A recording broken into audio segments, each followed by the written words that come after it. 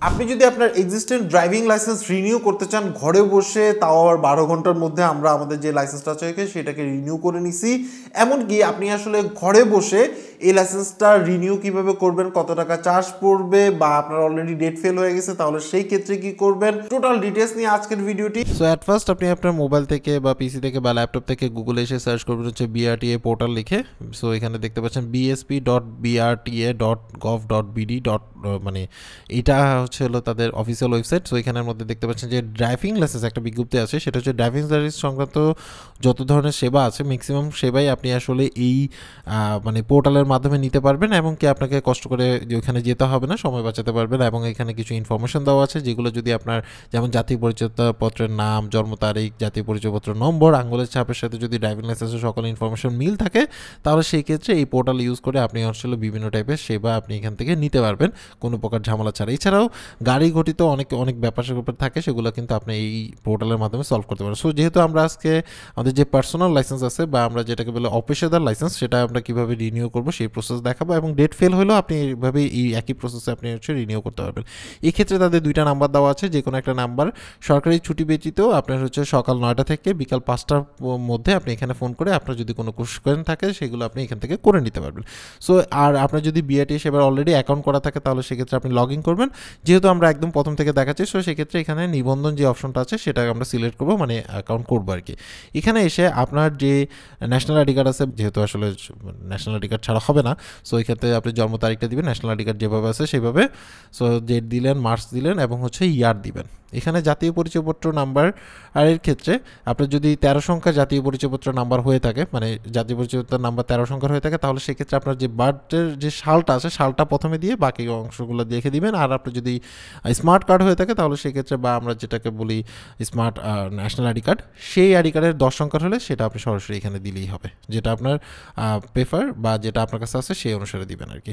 So যদি না নেয় তাহলে সেক্ষেত্রে জন্ম তারিখটা আগে দিয়ে তারপর বাকি আপনার জাতীয় পরিচয়পত্র নাম্বার লিখে দিবেন। দেন হচ্ছে আপনার ফোন নাম্বার যেটা সচল আছে সেই ফোন নাম্বারটা দিবেন, ওকে করবেন। করার পরে আপনার নাম্বারে একটা ওটিপি চলে আসবে, মানে ওয়ান টাইম পাসওয়ার্ড। কাছে মেসেজ আসার পরে যেই নাম্বারটা থাকবে এটা দিয়ে এখানে ওটিপি যাচাই করুন, এখানে ক্লিক করবেন।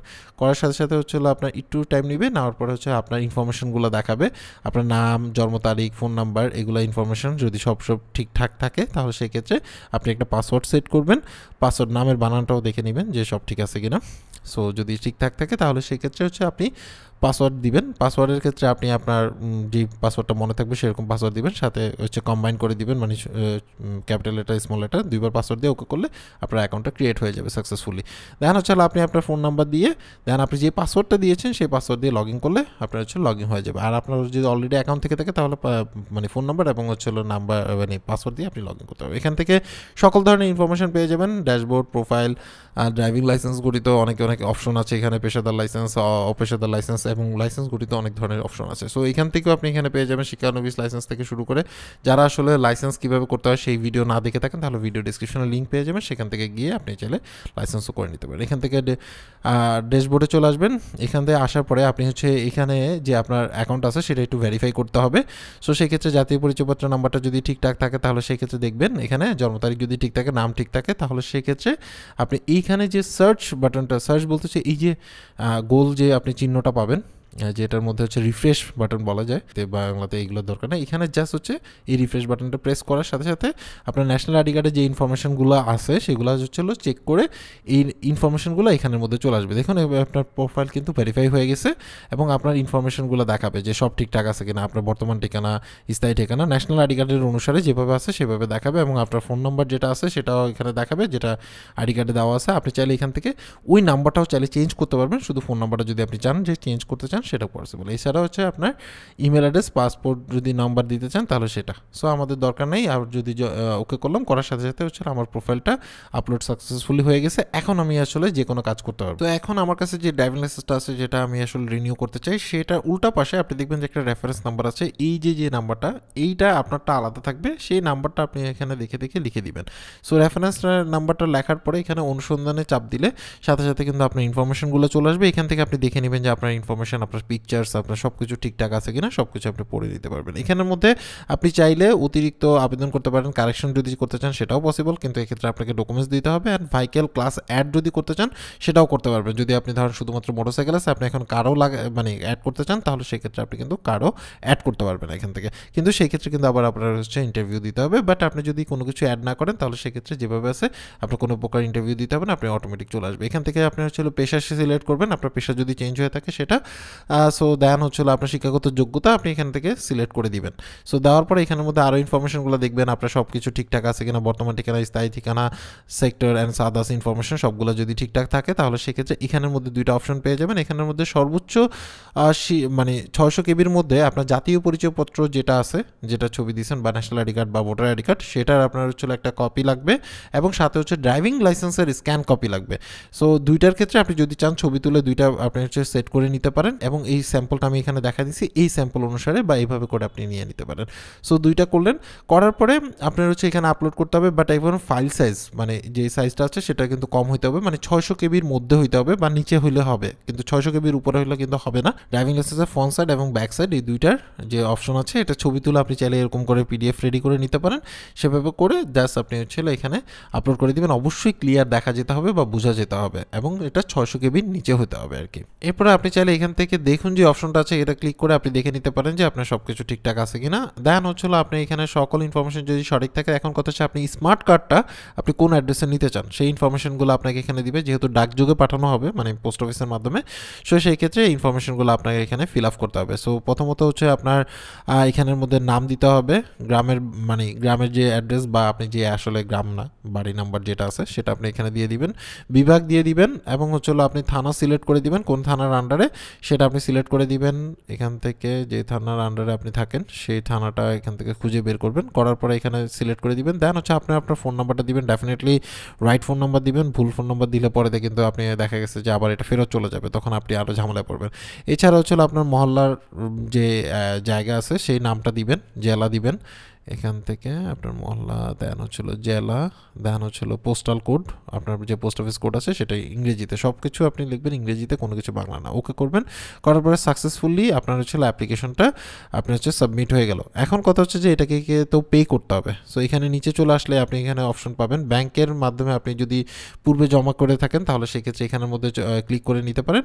আর এখান থেকে আপনি হচ্ছিল ওই স্লিপটা আপলোড করে দিতে হবে। আর যদি আপনি এখনই আসলে পেমেন্ট করতে চান, যেহেতু এখানে আবেদন ওকে করলেন, করার পরে হচ্ছে অপশন আসবে, আসার পরে এখানে আপনি সকল ইনফরমেশনগুলো আরেকবার রিচেক করতে পারবেন। কোনো কিছু চেঞ্জ করার থাকলে চাইলে আপনি এখানে দেখতে পারবেন সেগুলো চেঞ্জ হয়েছে কিনা। সকল ইনফরমেশনগুলো দেখলেন, দেখার পরে যদি আপনার কাছে সব কিছু ঠিকঠাক মনে হয় যে না আপনার সকল মানে ইনফরমেশন সঠিক আছে, এখানে আসার পরে আপনি চাইলে পূর্ববর্তী লাইসেন্সের নথিও আপনি এখান থেকে দেখতে পারবেন, জাতীয় পরিচয়পত্রের নাম্বারগুলো আপনি চেক করে নেবেন, সব কিছু ঠিকঠাক থাকলে এখন হচ্ছে আপনার ফিস। এখন কথা হচ্ছে এটা রিনিউ করতে কত টাকা লাগবে সেটা অটোমেটিক এখানের মধ্যে চলে আসবে। যেমন হচ্ছে আমার অলরেডি লেট হয়েছে, মানে 1 বছর পরে যায়, মানে প্রায় হচ্ছিল আপনার লেট ফি করছি। সো সেই ক্ষেত্রে লেট ফি দিতে হয়েছে 900 টাকা, যেহেতু 2 বছর গেছে আর কি, সেই জন্য হচ্ছিল 900 টাকা দিতে হয়েছে। এবং হচ্ছে মেইন ফিটা 3000 টাকা রিনিউয়াল ফি অ্যান্ড আদার্স ইনফরমেশনগুলো এখানে দেওয়া আছে, ফিসগুলো আপনি এখান থেকে দেখে নিতে পারেন। সো এটা টাইম টু টাইম চেঞ্জ হতে পারে। সো আমরা যেহেতু আমাদের যে অ্যামাউন্ট আসছে এটাই দিতে হবে, সো অটোমেটিক যেহেতু চলে আসছে, সো এখান থেকে আমি জমা দিন এই অপশনটা সিলেক্ট করবো। আপনি চাইলে লেনদেন বাতিলও করতে পারেন, আপনি ইনফরমেশনগুলো যদি সঠিক মনে হয় তাহলে হচ্ছে ওকে করলেন। করার পরে এখানের মধ্যে অনেক অপশন পেয়ে যাবেন, যে কোন অপশনের মাধ্যমে টাকা দিতে চান, Upay, DBBL Nexus card, DBBL Mastercard, তারপরে Nagad, visa card, master card, যে কোনো ব্যাংকের, সিটি ব্যাংকের আছে অপশন আছে, বিকাশ আছে, যেটা চান সেটা দিতে পারবেন। বাট এই ক্ষেত্রে কিন্তু চার্জ অ্যাড হবে, এখানের মধ্যে দেখতে পাচ্ছেন যে সাথে আপনার হচ্ছিল চার্জ অ্যাড হবে। এখানে ওই যে 5247 টাকা আমার হচ্ছিল টোটাল বিল আসছিল, সেটা এখন আমি যদি হচ্ছে নেক্সাস পেয়ের মাধ্যমে পে করি, মানে কার্ডের মাধ্যমে পে করি, তাহলে 50 টাকা আমাকে এক্সট্রা চার্জ দিতে হবে। আর যদি আপনার হচ্ছে মাস্টার কার্ডের মাধ্যমে দিই তাহলে সেক্ষেত্রে 2%, আপনারা এখানে আবার 2% আছে, মানে এক এক ব্যাংকের এক এক কার্ড, আপনার যে কার্ড আছে সেটা আপনি সিলেক্ট করবেন এবং আপনার অনুসারে আপনি সেই অনুসারে দেবেন। আমার কাছে সাশ্রয়ী মনে হচ্ছে ডিবিবিএল নেক্সাস কার্ডের মাধ্যমে যদি দিই তাহলে সেক্ষেত্রে, আর এই ক্ষেত্রে কিন্তু 60 টাকা আপনার হচ্ছে এই যে ডেলিভারি যে চার্জ আছে সেই ইনফরমেশন কিন্তু দিয়ে দিবে আর কি। সো এখানের মধ্যে এগ্রি দিলেন, পেমেন্টটা এগ্রি দিয়ে দেওয়ার পরে এখানে চলে আসবে। নেক্সটে আসার পরে এখানে আপনি জাস্ট নেক্সট করার পরে আপনি এখানে কার্ডের হোল্ডার নাম্বার মানে যে কার্ডের যার অ্যাকাউন্ট আর কি সে নামটা দিবেন, দেন হচ্ছে কার্ডের ইনফরমেশনগুলো দিবেন, কার্ড নাম্বার, দেন হচ্ছে কার্ডের পিন নাম্বার দিবেন, দেন ওকে করবেন। করার পরে আপনার মোবাইলে একটা ওটিপি চলে আসবে, সেই ওটিপি দিয়ে ওকে করবেন, সাথে সাথে হচ্ছে পেমেন্ট হয়ে যাবে। বিকাশের ক্ষেত্রে আপনি জাস্ট বিকাশের নাম্বার দিবেন, ওটিপি দিবেন এবং হচ্ছে আপনার টাকা থাকলে টাকা কেটে নিয়ে আপনার হচ্ছে পেমেন্ট হয়ে যাবে। এখান থেকে এসে আপনি হচ্ছে লগ ইন করে দেখুন এখানে আমরা যে লেনদেনটা করছি সেই লেনদেনের পরিমাণটা এখানে দেখাচ্ছে। অপশন থেকে যদি আসেন এখান থেকে প্রিন্ট রিসিট আপনি করতে পারেন, যদিও প্রয়োজন নাই, কারণ হচ্ছে যে নর্মালি 12 ঘন্টা বা একদিন বা 2 দিনের মধ্যেই কিন্তু আসলে এটা রিনিউ হয়ে যায়। আমাদের ক্ষেত্রে আমরা দেখুন আমরা একদিন পরে এখানে জাস্ট হচ্ছে পেমেন্ট করলাম রিনিউয়ালের জন্য, নন প্রফেশনাল, নামটা ঠিক আছে, তারিখ ঠিক আছে, আমরা এত তারিখে আপনি মানে আপনার হচ্ছিল এটা জমা দিয়েছি সেখানে, এবং আমার এটা আসলে কোথায় টাইম আছে সেটা যেহেতু আমি কোনো কিছু চেঞ্জ করিনি, সো সেক্ষেত্রে আমার কোনো পরীক্ষা টরীক্ষা নতুন করে দিতে হবে না বা নতুন কোনো কিছু অ্যাডও করিনি, সো সেক্ষেত্রে কোনো ঝামেলা নাই।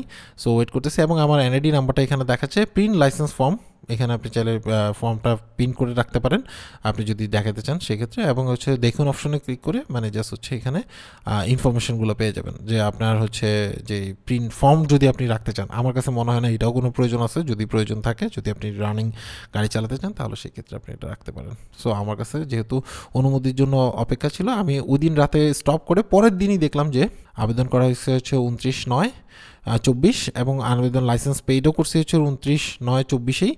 দেন হচ্ছে আমি একদিন পরে আবার যখন চেক করলাম তখন দেখলাম যে আমার কিন্তু অলরেডি ড্রাইভিং লাইসেন্স আমাকে দিয়ে দিছে। 12 ঘন্টার মতো সময় লাগছিল, মানে রাতে আমি ট্রাই করছি এবং হচ্ছে পরের দিন সকালবেলা উঠে আমি যখন চেক করলাম তখন আমাকে লাইসেন্স দিয়ে দিছে। সো আমি চাইলে এটাকে প্রিন্ট করে এখন আমি কিন্তু ড্রাইভিং করতে পারবো কোনো প্রকার ঝামেলা ছাড়া। সো এখানের মধ্যে দেখুন 3টা অপশন আছে, 1টা 2টা, আপনি জাস্ট হচ্ছে প্রিন্ট আউট করে নেবেন এবং আপনি চাইলে লাইসেন্সের মতো করেও ইউজ করতে পারবেন। এই যে নিচের অংশটা একদম পুরো লাইসেন্সের মতো, এটা প্রিন্ট করে আপনি চাইলে ল্যামিনেটিং করে ইউজ করতে পারেন, যদি না করলেও কোনো সমস্যা নেই, প্রিন্ট করে আপনি চাইলে এটাকে ইউজ করতে পারবেন কোনো প্রকার ঝামেলা ছাড়া, মানে আপনার মামলা খাবেন না আর কি। সো এটা গেল।